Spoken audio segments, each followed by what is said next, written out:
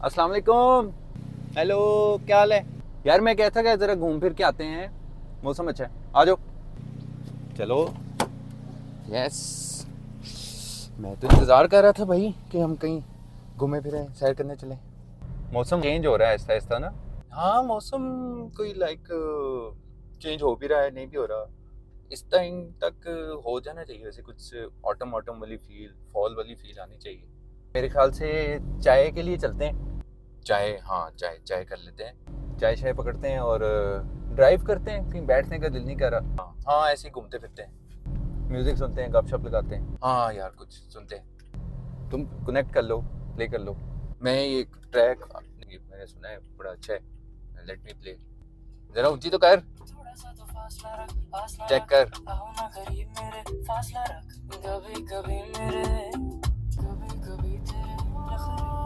तेरे सदके में जावा, देता कोई ना बहाना। यार ये ऐसा कर, साइड पे लगा, साइड पे। ओए, तुझे क्या हो रहा है? हाँ, दिल की धड़कन जरा यार मेरी तेज फील हो रही है। ठहर जा ठहर जा ठहर जा, मैं साइड पे करता हूँ। इसको बंद कर, इसको साइड पे कर।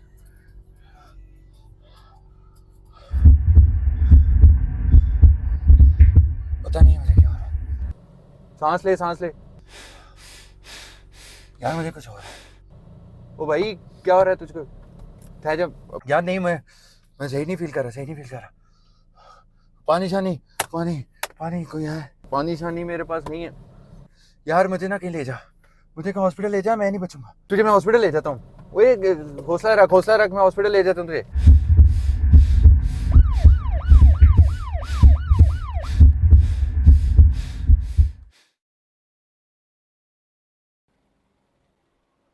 डॉक्टर साहब, कोई खतरे वाली बात तो नहीं है? जी, आपके दोस्त को बड़ी डिटेल में मैंने देखा है, इनके सारे टेस्ट भी हुए हैं। मेडिकली इनमें कोई भी फ़िलहाल प्रॉब्लम नहीं है। टेस्ट इनके सारे क्लियर हैं। लेकिन मेरी ये राय है कि आपको इनको किसी माहिर नफ्सियात यानी साइकियाट्रिस्ट को ज़रूर चेक कराना चाहिए। जो इनकी कैफ़ियत है, जो इनकी सूरत हाल है, वो इस वक़्त ऐसी ही लगती है कि जैसे कोई नफ्सियाती मर्ज़ हो, जिसके लिए स्पेशलिस्ट के पास जाना ज़रूरी है।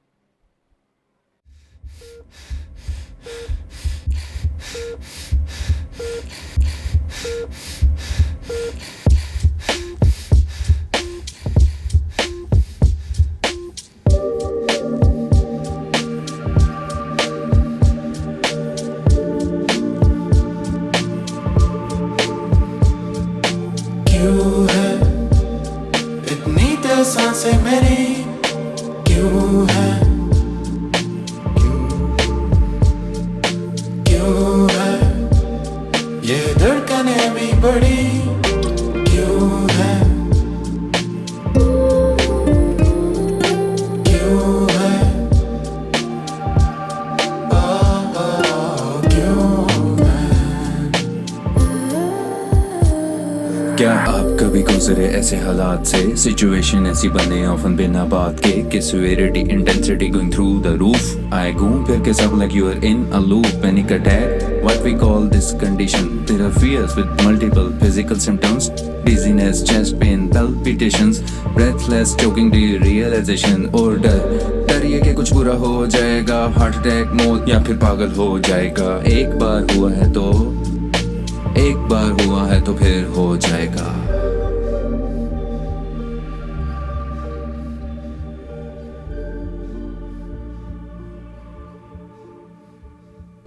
अस्सलाम वालेकुम। उम्मीद करता हूँ कि आप सब खैरियत से होंगे और अपनी लाइफ को एंजॉय कर रहे होंगे। ये जब भी आपने एक छोटा सा क्लिप देखा जिसमें दो दोस्त होते हैं और वो आम रूटीन में जैसे घूम फिर रहे थे, विदाउट एनी रीज़न एक दोस्त को एक कंडीशन डेवलप होती है जो कि एकदम से एक्सट्रीम पे पहुंच जाती है, जिसकी वजह से वो इंसान काफ़ी घबरा जाता है, परेशान होता है और वो ज़िद करता है कि मुझे हॉस्पिटल ले जाएं। उनका दोस्त उनको हॉस्पिटल ले जाता है और वहाँ पे चेकअप और मुआयने के बाद जो डॉक्टर होते हैं वो बताते हैं कि जी इनको फ़िज़िकली मेडिकली कोई मसला नहीं है, लेकिन ये जो कंडीशन है ये साइकोलॉजिकल है, तो इनको एक साइकियाट्रिस्ट को ज़रूर दिखाना चाहिए। ये जो कंडीशन डेवलप हुई इसको पैनिक अटैक कहते हैं, और अगर ये मुतवातर हो यानी बार बार हो तो इसका नाम पैनिक डिसऑर्डर। मैंने अभी इस कंडीशन की जो चीदा चीदा डायग्नोस्टिक क्राइटेरियाज़ हैं कि कैसे हम डायग्नोस करते हैं कि पैनिक डिसऑर्डर है, वो बयान किए हैं। उसमें कुछ फिज़िकल सिम्टम्स का भी मैंने जिक्र किया है। हाइपर वेंटिलेशन पैनिक डिसऑर्डर या एक पैनिक अटैक का बहुत इम्पॉर्टेंट जुज़ है, क्योंकि इसकी वजह से एक सिचुएशन में सिवियरिटी डेवलप होती है, और उस सिवियरिटी के डेवलप होने से पैनिक अटैक की जो कंडीशन है वो मज़ीद पैनिक की तरफ इंसान को ले जाती है। वो किस तरह, मैं आपको बताता हूँ कि जब सांस घुटता हुआ महसूस होता है, जैसे पैनिक अटैक में सिम्टम्स जो मैंने अभी बताए, उसमें सांस का घुटना भी एक सिम्टम है, एक अलामत है। तो जब वो घुटता हुआ महसूस होता है तो इंसान तेज़ तेज़ सांस लेता है, जिसे हाइपर वेंटिलेशन कहते हैं। वो तेज़ रैपिड शैलो ब्रीदिंग की वजह से इंसान के खून में कार्बन डाइऑक्साइड की कमी में वाक़या होती है। अब वो कार्बन डाइऑक्साइड की कमी की वजह से कुछ मज़ीद फ़िज़िकल यानी जिस्मानी अलामतें, फ़िज़िकल सिम्टम्स डेवलप होते हैं। वो क्या हैं? उसमें इंसान को टिंगलिंग महसूस होती है, जैसे हाथों पे कोई सुइयाँ चुभ रही हैं। उसको टिनाइटस यानी कानों में जैसे कोई सीटी की आवाज़ है। नंबनेस महसूस होती है, जैसे कुछ फील नहीं कर पा रहा। फेंटिंग महसूस होती है, जैसे फेंट हो रहा है। और हेडेक होती है। डिजीनेस यानी चक्कर आना वो मज़ीद बढ़ता है। और उसके अलावा हाथों के और पैरों के जो मसल्स हैं, जो पट्टे हैं, वो उनमें खिंचाव सा पैदा होता है, जिसे कार्पोपेडल स्पैज़्म कहते हैं। इसके अलावा प्रीकॉर्डियल पेन यानी चेस्ट में एक तकलीफ़ महसूस होती है, मोस्टली लेफ़्ट साइड को करके। और इसके अलावा वीकनेस बहुत ज़्यादा महसूस होती है और लगता है कि मैं अभी बस बेहोश हो जाऊंगा, गिर जाऊंगा। तो ये तेज़ सांस लेने की वजह से जब ये कंडीशन बनती है तो इंसान मज़ीद ब्रेथलेस महसूस करता है, और इन फिज़िकल सिम्टम्स की वजह से डर वाली कैफियत मज़ीद बढ़ती है कि ये क्या हो रहा है। तो जब वो मज़ीद बढ़ती है तो इंसान मज़ीद तेज़ सांस लेता है कि शायद मुझे मज़ीद तेज़ सांस लेने की ज़रूरत है। तो ये साइकिल तेज़ सांस लेने का और ये फ़िज़िकल सिम्टम्स का चलता रहता है, और इसकी वजह से ये पैनिक अटैक स्वेर होता जाता है। तो ये समझना और समझाना बहुत ज़रूरी है कि ये तेज़ सांस लेने वाला फिनोमिना हाइपर वेंटिलेशन इंसान को ब्रेथलेसनेस की तरफ कैसे लेके जाता है, और उसकी वजह से फ़िज़िकल सिम्टम्स कैसे बढ़ते हैं। सेकेंड वर्ल्ड वॉर तक तो इसको कार्डियक कंडीशन को समझा जाता था, इसको एंजाइटी के अंडर इसको प्लेस ही नहीं किया जाता था। बहरहाल फिर पैनिक डिसऑर्डर का टर्म आई, तो ये कंडीशन होती है पैनिक डिसऑर्डर में। और जब ये पैनिक डिसऑर्डर डायग्नोस हो जाए तो फिर इसका ट्रीटमेंट भी किया जाता है। लेकिन सबसे पहले हमें ये पता हो कि इसकी कॉज क्या हो सकती है, इन वजूहात की वजह से पैनिक डिसऑर्डर हो सकता है। तो उसमें मोस्टली जो हमने बाकी एंजाइटी डिसऑर्डर्स में कॉजेज़ पढ़ी हैं, जैसे कि फैमिली हिस्ट्री है, कोई जेनेटिक फैक्टर है, नस्ल दर नस्ल ये बीमारी चल रही है फैमिली के अंदर, वो वजह हो सकती है।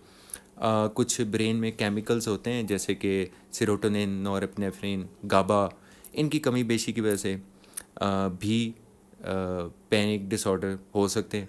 सिमिलरली जो दिमाग के कुछ पार्ट्स हैं जो कि फीलिंग्स, इमोशंस और रिस्पॉन्स, मेमोरी से डील करते हैं, जिनका हम ऑलरेडी मुख्तलिफ एंजाइटी डिसऑर्डर की जो वीडियोज़ की हैं उनमें ज़िक्र कर चुके हैं। तो वो उन पार्ट्स में कि आपस की कनेक्टिविटी का कोई ना कोई इशू आ जाता है, तो इस वजह से भी पैनिक डिसऑर्डर्स बन सकते हैं।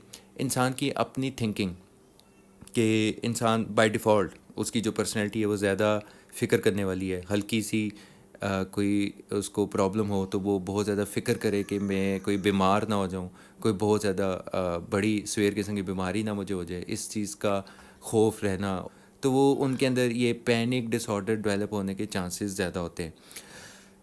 अगर हम इसकी ट्रीटमेंट और मैनेजमेंट की बात करें तो वो भी लगभग वैसे ही है जैसे बाकी एंजाइटी डिसऑर्डर्स की होती है। इसमें मेडिसिन्स भी होती हैं, इसमें थेरेपी भी होती है। मेडिसिन और थेरेपी कंबाइंड हो तो ज़्यादा बेहतर और ज़्यादा देर पा नताइज हासिल किए जा सकते हैं। उसमें यह है कि मेडिसिन्स में बेंजोडाइज़पीन्स और एंटी डिप्रेसेंट्स दोनों ही मेडिसिन्स यूज़ की जा सकती हैं। पैनिक डिसऑर्डर को ट्रीट करने के लिए डिपेंड करता है कि इंसान की कंडीशन कैसी है और डॉक्टर को क्या बेहतर महसूस हो रहा है कि कौन सी दवाई इनके लिए बेहतर है। अगर एक दवाई से बेहतरी आ जाती है तो उसी को कंटिन्यू किया जाता है, और अगर उससे कोई इम्प्रूवमेंट ना आए तो फिर किसी दूसरी मेडिसिन का ट्रायल दिया जाता है। और इसके अलावा जो साइकोथेरेपी है उसमें मेनली कॉग्निटिव थेरेपी सबसे कारआमद है, और कॉग्निटिव थेरेपी में इंसान को जो उसके ख़यालात हैं, जो उसकी सोचें हैं, जो उसका सोचने का तरीका है, और जो अपनी कंडीशन से मुतलिक उसका रवैया, जो रिस्पॉन्स है, जो रिएक्शन है, उसके अंदर क्या फ़्लॉज़ है और उन फ़्लॉज़ को कैसे चेंज करना चाहिए, ये सिखाया जाता है। ये भी बताया जाता है कि फिज़िकल सिम्टम्स जो बनते हैं हाइपर वेंटिलेशन की वजह से, उससे मुतलिक जो इंसान की राय है उसको चेंज करने के लिए जो भी थेरेपीज़ दरकार होती हैं वो अप्लाई की जाती हैं।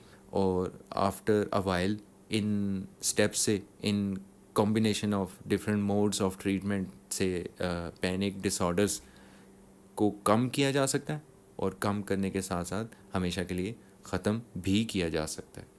तो आई होप कि जो ये पैनिक डिसऑर्डर से मतलब हमारी ये मुख्तसर सी गुफ्तगू थी, ये आपके लिए किसी न किसी ज़िंदगी के मौके पे काम आएगी। हो सकता है कि आप किसी को बता सकें कि ये जो सिचुएशन जिससे वो बहुत परेशान है, जिससे अपसेट हैं, जिसको वो कोई फ़िज़िकल बीमारी समझते हैं, वो फ़िज़िकल नहीं है, साइकोलॉजिकल है, और इलाज को अगर अपनाया जाए और उसको फॉलो किया जाए तो बेहतरी हमेशा के लिए आ सकती है। दुआ में याद रखिएगा, अपना ख्याल रखिएगा। अगली वीडियो तक के लिए अल्लाह हाफ़िज़।